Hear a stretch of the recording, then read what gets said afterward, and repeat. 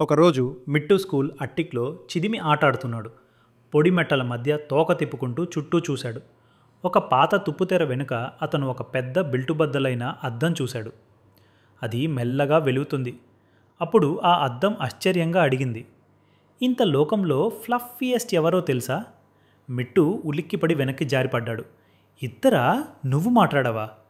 అద్దం కొంచెం గర్వంగా, కావచ్చు, కానీ కలలున్న పిల్లలతో మాత్రమే.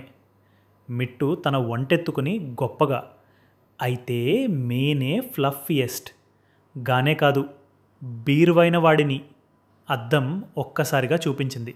మిట్టు పుస్తకాలతో చేసిన రెక్కలతో ఆకాశంలో ఎగురుతున్నాడు. మిట్టు ఆశ్చర్యంతో, ఓ, ఇది నేనా? అద్దం నవ్వుతూ, నీవు నమ్మితే అది నీవే.